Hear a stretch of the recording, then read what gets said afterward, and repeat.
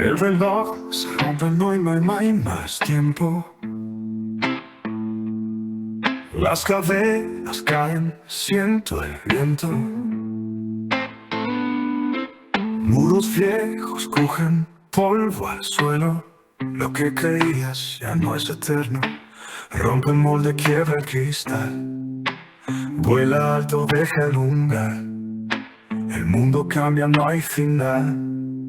Rompiendo paradigmas, todo es real.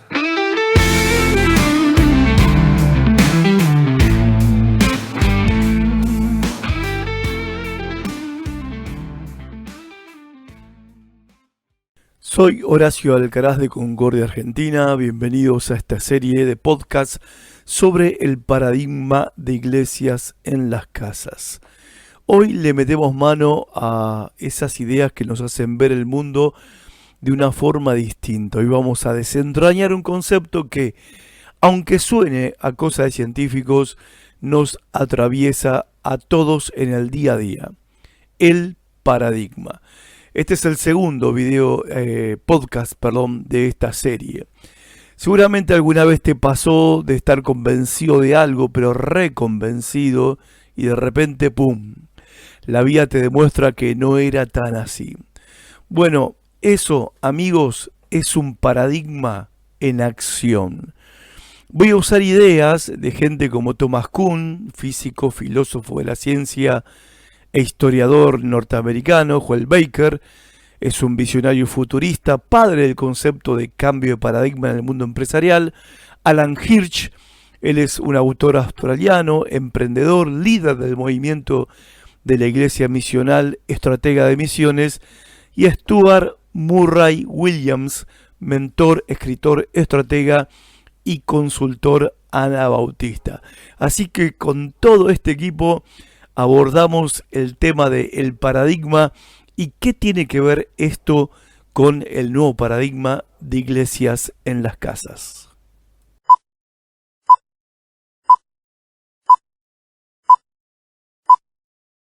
¿Qué es un paradigma? No te asustes, es más simple de lo que parece. Imagínate que un paradigma es como un par de anteojos. Sí, esos anteojos que usás todos los días para ver el mundo, o los que te pones tipo de sol para poder descansar la vista. Dependiendo del color del cristal, de la forma del marco de esos lentes, vas a ver la realidad de una manera u otra. Según los autores, un paradigma es un marco conceptual, un marco teórico o unos lentes, anteojos, que moldean nuestra percepción de la realidad.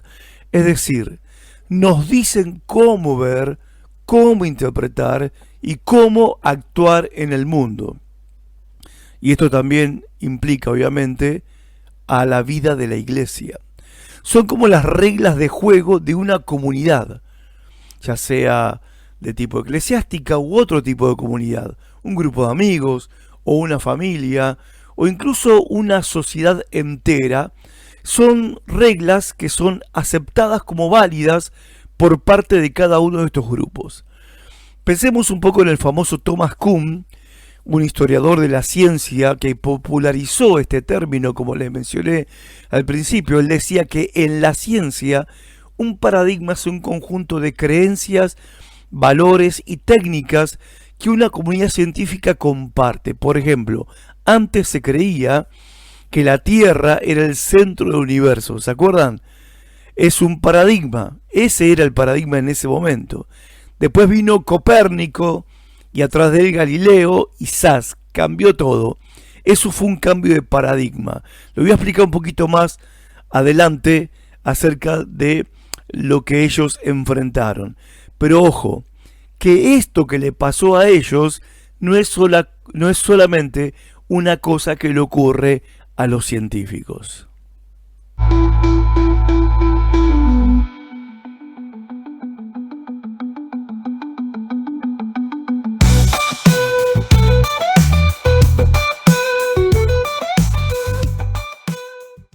Resulta que los paradigmas están en todos lados. En el fútbol, por ejemplo. Durante mucho tiempo el paradigma era jugar con un enganche clásico. Disculpen que use el ejemplo del fútbol, pero lo entenderán. Acá en Argentina es muy popular. Bueno, ¿qué significa jugar al fútbol con un enganche clásico? Bueno, un número 10 que manejaba todos los hilos del equipo, el estratega del equipo.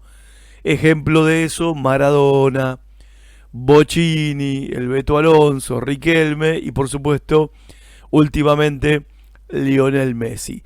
Pero de repente, el fútbol evolucionó y ahora se juega sin enganche, lo cual antes era impensable que un equipo de fútbol no tuviera un enganche, un número 10 que cumpla esa función.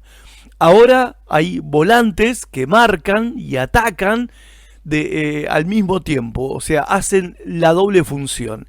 Y eso para el fútbol ha sido un cambio de paradigma total. Y se está viendo ahora en los últimos partidos, por ejemplo, de las finales que se están jugando en las copas europeas, cómo estos cambios algunos equipos los están implementando y son los equipos a los que le está yendo mejor, como el Barcelona en España o el PSG en Francia. Pensemos en otro ejemplo. Seguimos con la onda trivial, la moda. Antes era impensado salir a la calle con zapatillas y un traje, ¿sí o no? Bueno, hoy, por lo que verán, es lo más normal del mundo, o por lo menos nadie se escandaliza si alguien anda de trajes y zapatilla. Otro paradigma se rompió. Pero dejando los ejemplos triviales, vuelvo a lo que mencioné al principio con respecto a los descubrimientos de Copérnico y luego de él a Galileo Galilei, que con el telescopio marcaron un cambio de paradigma fundamental, pasando de una visión del universo basada en la autoridad a una fundamentada en la observación. Fue en ese siglo donde pasamos del paradigma geocéntrico al paradigma heliocéntrico. Anteriormente el modelo geocéntrico, o sea, la Tierra en el centro del universo, era la norma absoluta. Las observaciones de Galileo, como las lunas de Júpiter y las fases de Venus, demostraron que no todo giraba alrededor de la Tierra, apoyando fuertemente, el modelo heliocéntrico de Copérnico, que había sido anterior que él, pero que no había hecho una exposición muy pública de sus descubrimientos, de que el Sol en verdad era el centro del sistema solar. Galileo fue el que se expuso públicamente, obviamente que sufrió las consecuencias de eso, algo te voy a contar ahora. Pero pasamos del paradigma basado en la autoridad al paradigma de la observación empírica. Más allá de la astronomía, Galileo transformó la forma de adquirir conocimiento. Al usar la observación con su telescopio y la experimentación, desafió las ideas establecidas por la autoridad del momento. La autoridad del momento estaba representada en dos pilares, Aristóteles y la Iglesia. Entonces, el universo era lo que había dicho Aristóteles y que luego después la Iglesia había casi confirmado usando también algunos versículos de la Biblia. Pero Galileo, con su descubrimiento y lo que tuvo que soportar, porque al final lo obligaron a retractarse, lo cual tuvo que hacer, porque si no la Iglesia lo iba a quemar en la hoguera. Simpáticos los hermanos, ¿verdad?, de ese tiempo.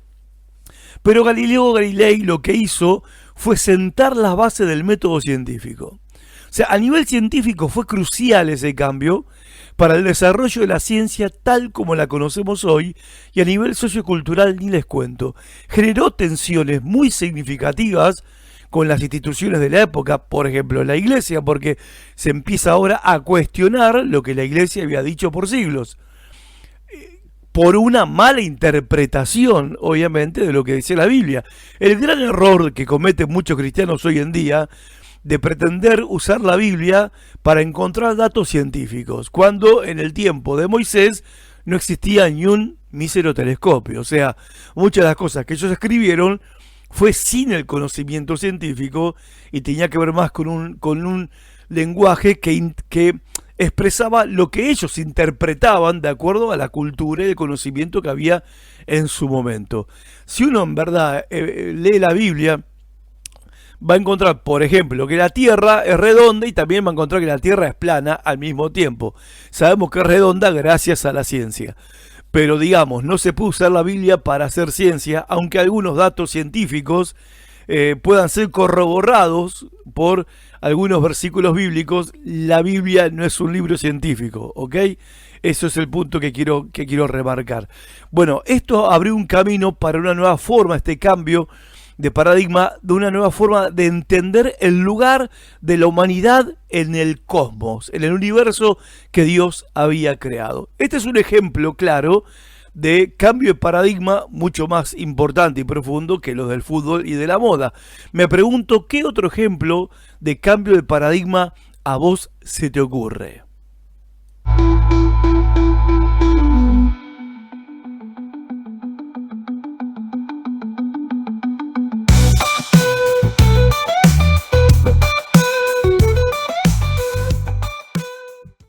Ahora, así como existen los paradigmas, también existe el efecto paradigma. Cuidado con lo que no ves. Repito, cuidado con lo que no ves. Esto del efecto paradigma, podemos ejemplificarlo con esa experiencia que a veces tenemos de estar buscando algo y tenerlo enfrente, pero no verlo. Así funciona el efecto paradigma. Nuestros paradigmas, porque todos tenemos nuestros paradigmas, la iglesia tiene su paradigma eclesiástico, nuestros paradigmas son tan poderosos que filtran la información. Si algo encaja con lo que ya creemos, lo vemos al toque. Pero si algo no encaja con lo que creemos y practicamos, puede que lo ignoremos, puede que lo distorsionemos o directamente ni lo percibamos. Ejemplo, imagínate que sos un taxista y tu paradigma es que la única forma de conseguir pasajeros es esperando en la parada de taxis. De repente aparece una aplicación como Uber o Cabify. Al principio muchos taxistas no la vieron, la ignoraron. ¿Por qué? Porque no encajaba con su paradigma de cómo funcionaba el negocio. Bueno, eso es el efecto paradigma en acción.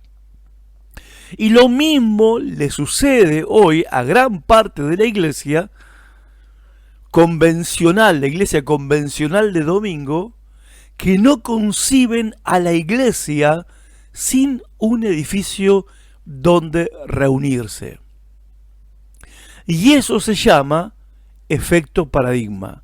Es el efecto que tu paradigma de eclesiástico, tu paradigma de iglesia, está causando sobre tu posibilidad y tu capacidad de comprensión. Interesante, ¿no? Porque uno puede estar bajo los efectos de su propio paradigma y no darse cuenta, lo cual te ciega a otro tipo de paradigma, a otra clase de información, enseñanza, revelación o comprensión. ¿Cómo andamos, che, con esto?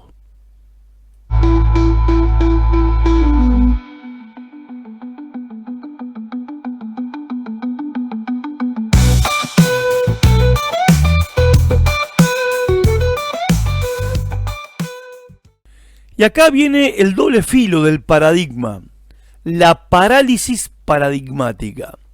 Si bien los paradigmas nos ayudan a resolver problemas dentro de sus límites de comprensión y conceptuales, también pueden ser un peligro. Pueden convertirse en la única forma de hacer las cosas y eso nos ciega a ideas nuevas. Thomas Kuhn es el que habla de la parálisis paradigmática y la define, escuchen esto, como una enfermedad mortal de certeza. ¿Qué frase? ¿Qué frase? O sea, estar 100% seguro de algo, él lo transforma en una, o lo define como una enfermedad mortal de certeza. ¿Por qué? Porque produce parálisis paradigmática. Ejemplo, a ver, para poder entenderlo un poco más. A mí me ayudó mucho este ejemplo a entenderlo. El teléfono móvil, el celular. Imagínate las compañías de telecomunicaciones y a la sociedad en general a finales del siglo XX, cuando los teléfonos fijos eran la norma indiscutible. De la década del 90, por ejemplo, de los 1990 hasta el 2000, ¿no? Donde empiezan, allá a mediados de la década del 90, empiezan a aparecer, por lo menos por Argentina, los primeros teléfonos móviles que no son nada que ver con lo que son los que tenemos ahora. Bien, el paradigma hasta ese momento era que la comunicación telefónica estaba ligada a un lugar físico, a cables y a la red doméstica. Vos hablabas por teléfono en tu casa, donde estaba conectado el teléfono a un cable, o hablabas en un teléfono público que también estaba conectado en la calle o en algún lugar, conectado a un cable, a una red telefónica por medio de cableado telefónico. Cuando se empezó a hablar de los teléfonos móviles, ya fue una revolución el teléfono inalámbrico, pero cuando apareció esto del teléfono móvil, el celular, muchos líderes de la industria telefónica y muchos usuarios tuvieron una parálisis paradigmática, porque les resultaba difícil concebir que alguien querría o necesitaría hacer llamadas de cualquier lugar. Entonces, ¿qué era lo que se decía? Objeciones a este nuevo paradigma. ¿Quién necesita hablar por teléfono mientras camina por la calle? ¿Quién? Bueno, ahora decimos todos nosotros. Pero en ese tiempo decían, no, esto no va a funcionar. Decían, la calidad de la llamada va a ser horrible. Si no tiene cable, se va a escuchar todo mal. Otros decían, es demasiado caro para que la gente lo pueda usar a diario. Y otros decían, es un lujo, no es una necesidad. Bueno, esta dificultad para ver más allá del paradigma existente, en este caso los teléfonos fijos, impidió a muchos prever la revolución que el teléfono móvil representaría, subestimando su potencial y su eventual adopción masiva. Aquellos que sí lograron romper con ese paradigma fueron los que lideraron la nueva era de la comunicación. Empresas como CTI, y después vinieron otras empresas o teléfonos que aparecieron los primeros, como los Movicon acá en Argentina, los aparatitos Nokia, etc. Ellos arrancaron con este nuevo paradigma, aunque no se creía en él, y como decimos en Argentina, levantaron la plata en pala, la levantaron en pala. Bueno, lo mismo sucede con el paradigma de la iglesia en las casas. ¿Quién las necesita? Dicen algunos. La gente va a extrañar el culto, dicen otros, y cosas así por el estilo. Cito de nuevo a Thomas Kuhn. Él habla de la parálisis paradigmática. Y yo creo que la iglesia sufre de esta parálisis. Estamos paralizados en un paradigma eclesiástico que tiene ya 200 años, porque el movimiento evangélico y el paradigma eclesiástico del movimiento evangélico tiene ya 200 años, y estamos enfermos de esta enfermedad mortal que se llama la certeza. Porque después de 200 años seguimos haciendo casi las mismas cosas que hacíamos siglos atrás. Yo fui líder de jóvenes. Fue uno de mis primeros ministerios dentro de la congregación. Era joven y fui líder de jóvenes durante 4 años, a nivel local y también a nivel regional. Ahora, no les puedo explicar la sensación que tengo cuando miro por las redes sociales las reuniones de jóvenes de hoy en día.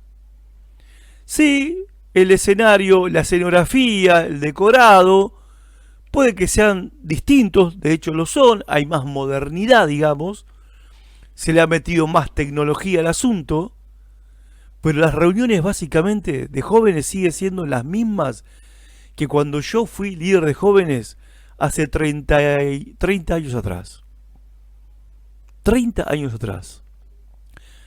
Lo mismo que se hacía en esas reuniones se sigue haciendo ahora en nuestras reuniones, con la luz más apagada, con música diferente, pero como decimos en Argentina, la misma milonga. Y esto se debe a que tenemos la certeza de que las cosas hay que hacerlas así, de que así se hacen las reuniones con los jóvenes, de que así se disipula jóvenes, como si estos últimos, 30 años no nos hubieran enseñado que las cosas no están resultando como creemos o esperamos que tienen que resultar. Porque no es que los jóvenes están viniendo corriendo a nuestras iglesias, sino más bien que los jóvenes en la edad de fin de la secundaria, inicio de la universidad, se están yendo de nuestras iglesias. Pero nosotros seguimos con las mismas reuniones de jóvenes que hace décadas atrás. Ese es un ejemplo de parálisis paradigmática.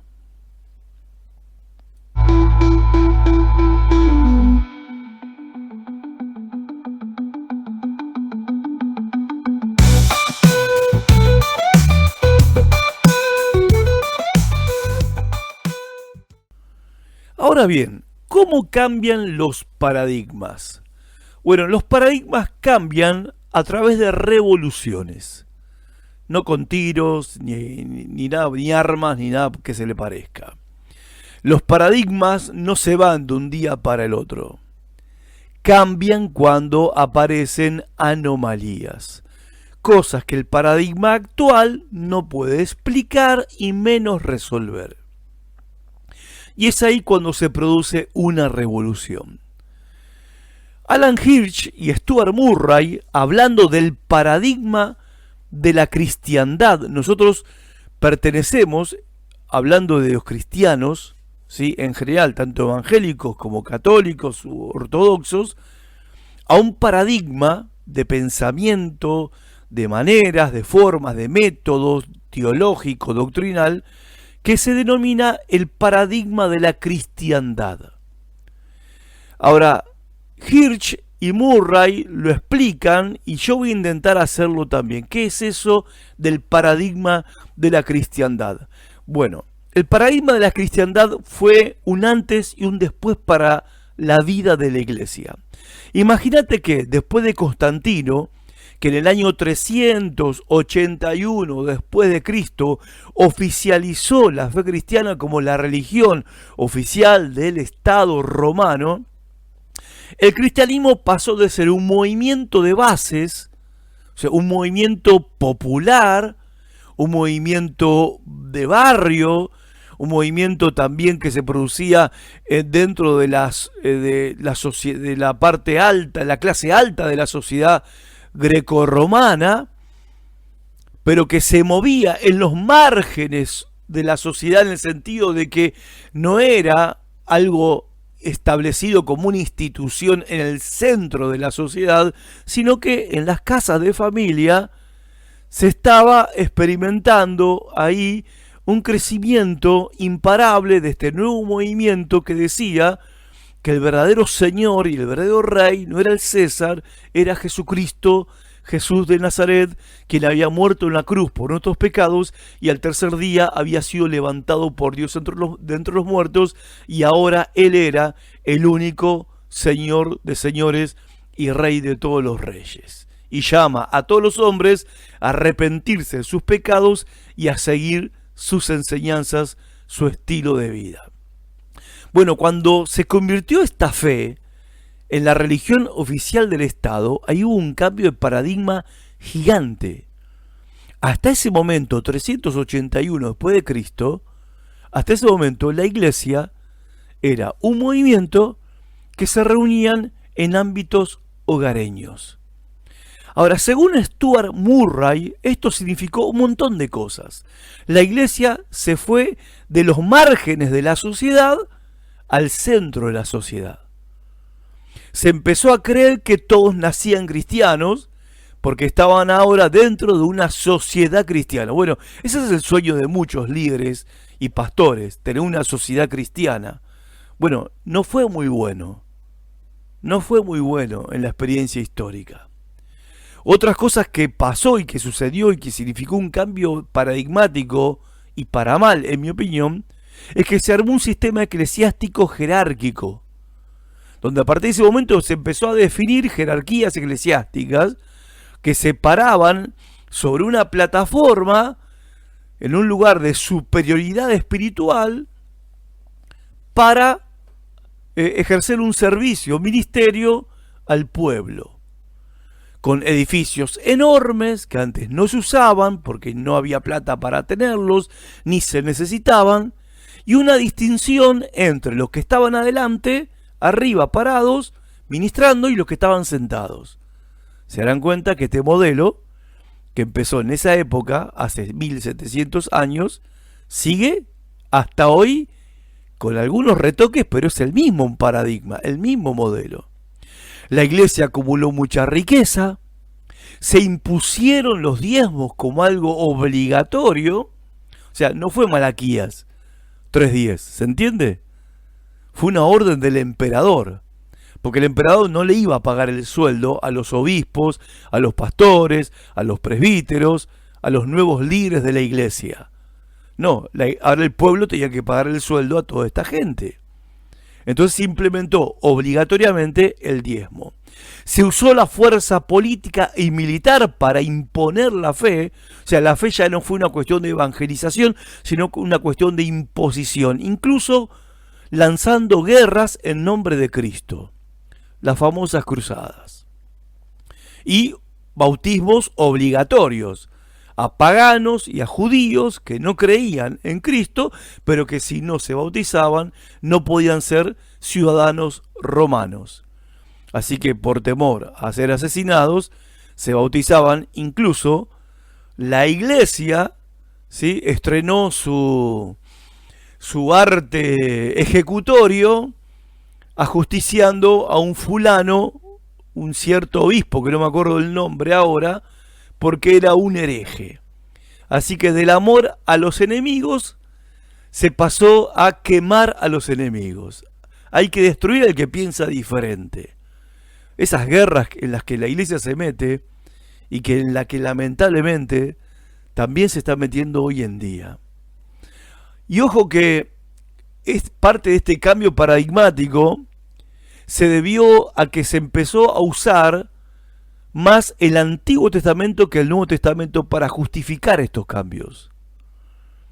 ¿Se entiende esto de no hay que tocar al ungido? Bueno, eso está en el Antiguo Testamento. ¿Ok?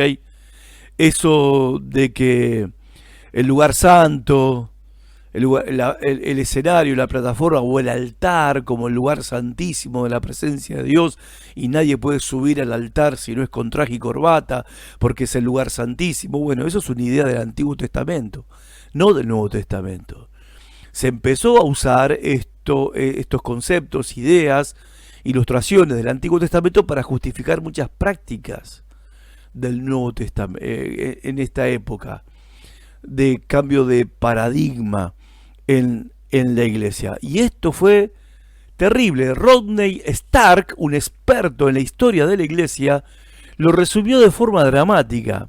Él escribió: la conversión de Constantino, lejos de ser un triunfo, destruyó sus aspectos más atractivos y dinámicos de la iglesia, convirtiendo un movimiento de bases de alta intensidad en una institución arrogante controlada por una élite religiosa que a menudo conseguía ser cruel y laxa a la vez. Es fuerte, pero es la verdad histórica.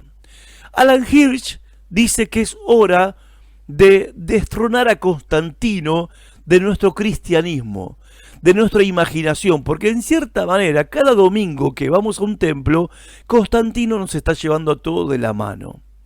es que ese paradigma, el de la cristiandad, nos dejó un montón de reliquias que, como dice Loren Mead, hace tiempo dejó de funcionar este paradigma. Y no nos damos cuenta que estamos perpetuando un modelo de iglesia que ya no funciona más. Y un modelo de iglesia que nos convierte en rehenes del pasado. Aclaro que yo fui parte de este modelo de iglesia durante 37 años de mi cristianismo y 20 y pico, casi 30, como pastor. Hasta que por la gracia de Dios pude, darme cuenta que había muchas anomalías, cosas que no me cerraban. Ese es el punto. No me cerraban. Y llegar a esta conclusión de la necesidad de un cambio de paradigma. No estoy diciendo que tener un templo sea algo intrínsecamente malo, o que el liderazgo en la iglesia sea intrínsecamente malo. No, es verdad que el Señor estableció en la iglesia apóstoles, profetas, evangelistas, pastores y maestros para perfeccionar a los creyentes para la obra del ministerio. No estoy diciendo que todo esto no sirve. Lo que estoy diciendo es que todo esto, dentro del paradigma de la cristiandad, ya no cumple el propósito por el cual el Señor diseñó la iglesia. Ya no aporta a la estrategia global de Dios de hacer discípulos a todas las naciones, y ya no es productivo para el plan de Dios para nuestras familias, ciudades y naciones. Es tiempo de una revolución paradigmática. ¿Qué pensás?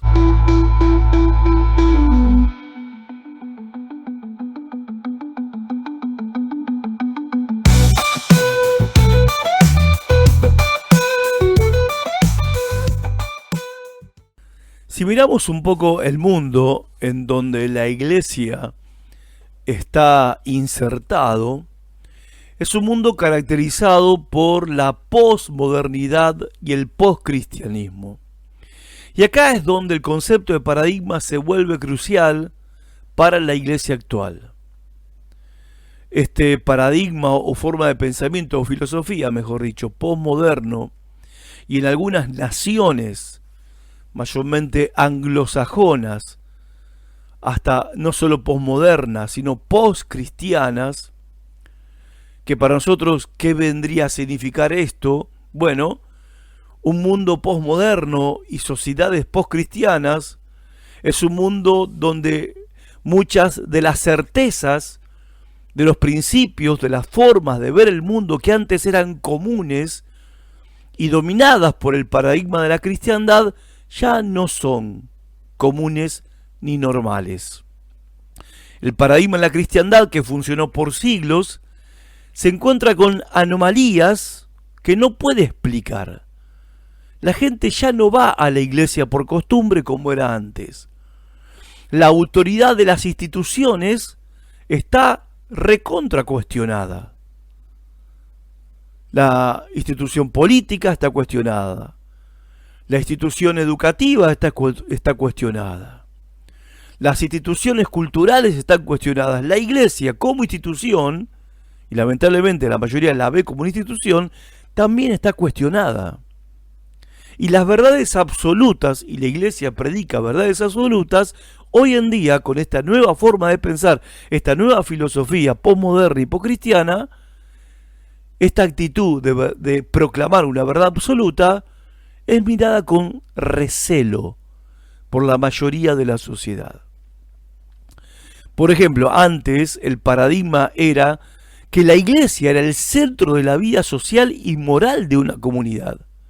Hoy, en muchos lugares, la gente encuentra comunidad y sentido de pertenencia en otros espacios, como por ejemplo las redes sociales. La iglesia entonces tiene que preguntarse, ¿cómo nos relacionamos con un mundo que ya no parte de las mismas premisas que partíamos todos antes? Las premisas cristianas.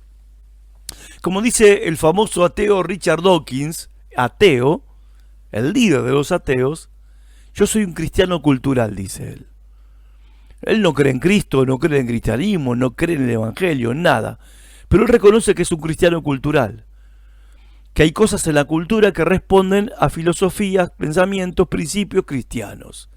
Él cree que matar está mal y él acepta que eso él lo sabe y lo asume porque fue educado dentro de una cultura cristiana donde se enseñaban los 10 mandamientos. Entonces, antes nos relacionábamos con un mundo que, aunque no era cristiano, asumía estas premisas, pero esa realidad ya cambió.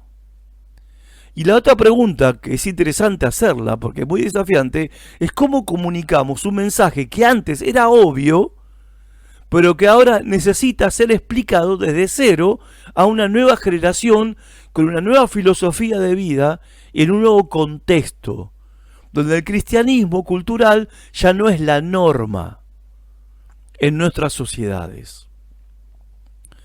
Entonces, ¿qué necesitamos como iglesia? Nuevos anteojos, un nuevo paradigma, aunque a mí me gusta llamarlo un nuevo antiguo paradigma.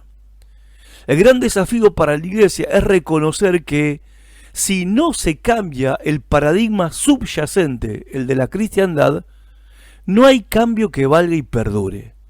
Podemos cambiar la fachada del templo, podemos cambiar lo que hacemos adentro, el orden de las sillas, podemos hacer un auditorio donde todos miras para adelante o semicírculo, podemos poner pantallas gigantes o más gigantes que las que tenemos, podemos apagar las luces, podemos prender más luces, en fin, podemos hacer un montón de cambios estéticos.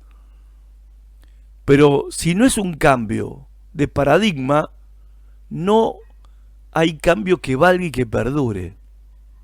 ¿Se entiende el punto? Necesitamos una nueva, entre comillas, caja de herramientas.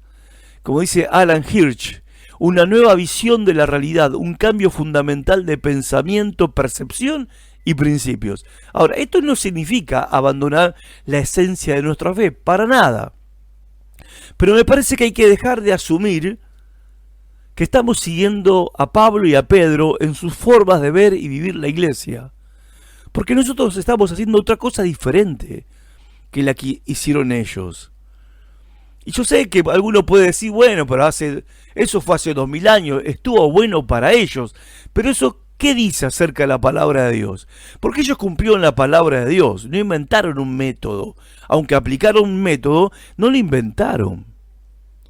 Aplicaron principios revelados por el Espíritu Santo a ellos, los apóstoles, que son con Cristo el fundamento de la iglesia, de nuestra iglesia. No podemos decir, bueno, lo que sirvió para ellos era para esa época. Nosotros ya somos más evolucionados, vivimos en la era del Internet y de la inteligencia artificial. El punto es que el ser humano sigue siendo el mismo que hace 2000 años atrás. Y el punto es que el evangelio es el que salva, es el mismo evangelio que ellos predicaron. No vamos a inventar un nuevo evangelio. El problema que tenemos hoy en día es eclesiástico, es el paradigma que tenemos de iglesia, la forma de ser y hacer iglesia.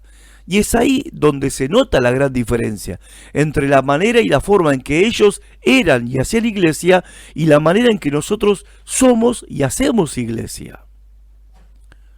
O sea, tenemos que dejar de asumir que estamos siguiendo a Pedro y a Pablo, por ejemplo, siquiera en sus doctrinas. Porque hoy la cuestión doctrinal en las iglesias es un mercado de novedades, de nuevas doctrinas que apuntan obviamente a calmar la picazón de oír cosas nuevas que tienen la mayoría de las personas, queriendo escuchar los que les gusta escuchar. Pero esto que está sucediendo no nos da libertad a nosotros de asumir que estamos siguiendo los pasos de los apóstoles de Jesucristo. Porque no lo estamos haciendo. Nosotros no estamos en el paradigma que ellos estaban.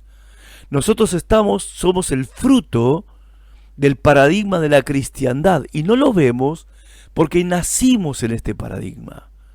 nos criamos teológica y espiritualmente dentro de este paradigma. Por eso necesitamos encontrar nuevos anteojos, los de Pablo, los de Pedro, ¿sí? Nuevos marcos conceptuales, los de Pablo, los de Pedro, para vivir y expresar esa misma fe apostólica en un mundo, el nuestro, que ya no es el mismo de hace 10 años atrás, 20 años atrás. Y esto tiene implicancias. Implica ser flexibles y estar dispuestos a ver las anomalías en nuestro movimiento evangélico, no como amenazas, sino como oportunidades para una revolución paradigmática que nos permita ser fieles al Evangelio de Cristo y en este siglo XXI. Y esa revolución hoy sería, y esto es la ironía, ser y hacer iglesia a la manera de Cristo y los apóstoles, no inventar algo nuevo. En fin, así que la próxima vez que te encuentres con una idea que te descoloca, como puede ser esto de las iglesias en casas, una idea que te cueste aceptar, ¿sí? Porque parece algo nuevo, pregúntate, ¿será que mi paradigma me está jugando una mala pasada? Abrir la cabeza a nuevas formas de ver el mundo y de ver la iglesia principalmente, es el primer paso para crecer y desarrollarnos y madurar como personas cristianas que seguimos a Jesús.